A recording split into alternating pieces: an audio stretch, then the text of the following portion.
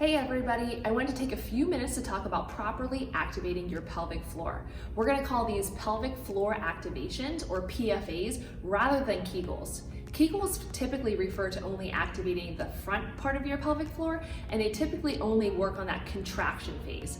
We're going to talk about all the different sides of the pelvic floor and also talk about that really important lengthening phase, which is important for muscle control, and it's also important if you are somebody who is prenatal and is about to deliver a baby to be able to relax those muscles that are going to guide the baby out. Just think of a bicep curl. If we were only curling up all the time and never went through that full range of motion, that lengthening phase, that doesn't give us the full benefit of the exercise. We're going to start by finding the front part of our pelvic floor. It's typically easiest to first find it from a seated position. If you're on a chair, sometimes it helps to straddle the center of the chair between the knees, just so that we can have that nice range to be able to find it. The analogy is to first relax those muscles that are helpful to usually let the flow of urine release. So try and find those muscles there. Pretend like you were peeing, relax the front side of that pelvic floor, and then draw it in, stop the flow of urine, that analogy there, and hold those front muscles nice and tight. Again, see if you can find that full lengthening through the front part of the pelvic floor, those muscles that would be releasing the flow of urine, and then pull them up and in, nice and tight.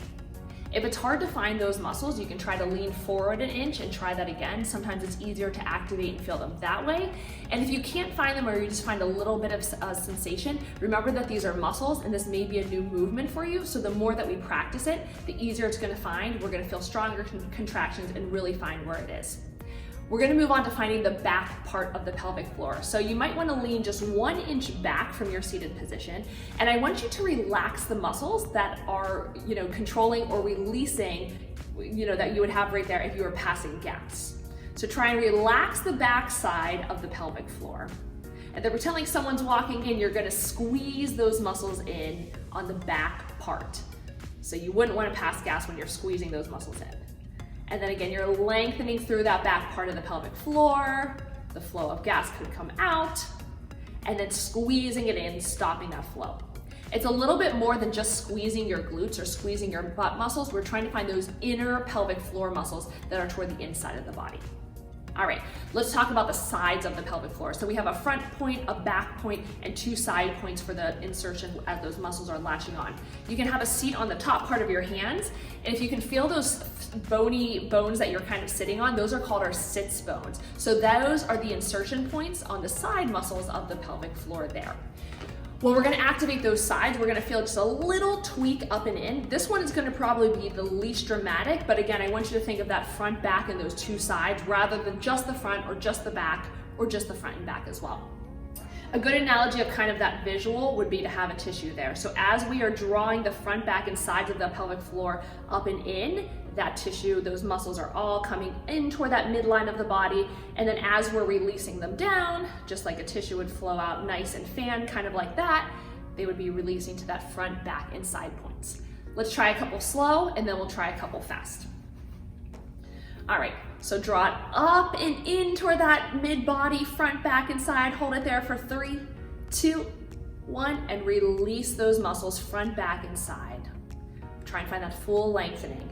Bring that back in toward that midline. Hold it here for 3, 2, 1, and find that full expansion front, back, and sides. One more time, slow. Draw it up and in toward that midline. Maybe you're gonna sit up a little bit taller.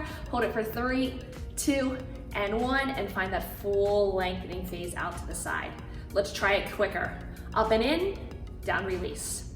Up and hold, let it go. Squeeze in, let it out. One more, up and down. Perfect. So remember, contracting it in, but that lengthening phase is equally as important. One might have felt stronger than the other, either that lengthening or the release. Maybe they felt the same. And if you didn't feel much sensation at all, the more that we practice is really helpful. Trying a few slow and a few fast every day could be very beneficial. Maybe 5 slow and 10 fast. Doesn't have to be crazy, and maybe you're doing that 1 set or 2 or maybe 3.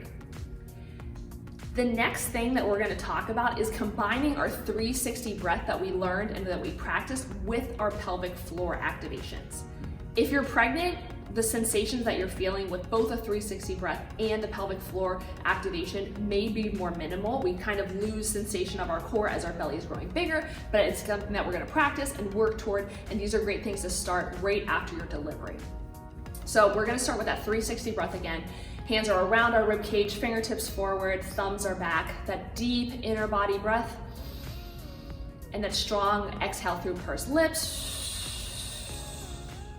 Pulling in that rib cage, all right? Keep trying those breaths. I'm gonna guide you through the pelvic floor activation at that same time. So as we expand through that rib cage, this is when our pelvic floor is gonna lengthen. So feel that expansion front, back, and sides. And as you exhale through pursed lips, your belly button draws in. As a result of that exhale, and we're pulling up that pelvic floor at that same time. Deep inhale in, expand through that rib cage, let your pelvic floor open up and drop down, fully relax. And exhale, squeeze through those pursed lips, belly button draws in, and that pelvic floor comes up and in. Let's try it 2 more times. Deep breath, open up through that rib cage, pelvic floor expands, lengthening phase, nice and relaxed. Exhale through those pursed lips, nice and strong, core contractions there, bringing that pelvic floor up and in. And last time, deep breath out to that side, belly fully expands. Good, and then exhale, strengthen, bring it all the way up and in through those pelvic floor muscles right there. That is how we combine the 360 breath with the pelvic floor activations. What I'm gonna challenge you to try and do is to use that breath and use your pelvic floor activations as well every time you're lifting weights. So if I was doing this bicep curl, nice deep breath, exhale. Squeezing my core as a result of my breath, pulling my pelvic floor up and in as I am doing that exertion phase. Another example, push-ups. Inhaling on that way down, relaxing my body, strong exhale. The more that you practice these things, the easier that they become. Hopefully, eventually, it's just something that's automatic and happening, but keep practicing. Feel free to rewind the video and follow along. Just a few breaths each day are fine. Just a few pelvic floor activations a day are fine, but the more that you practice that repetitive movement, a few every day, is gonna help strengthen that core from the inside to the outside, and that's what we wanna find. Thanks for watching.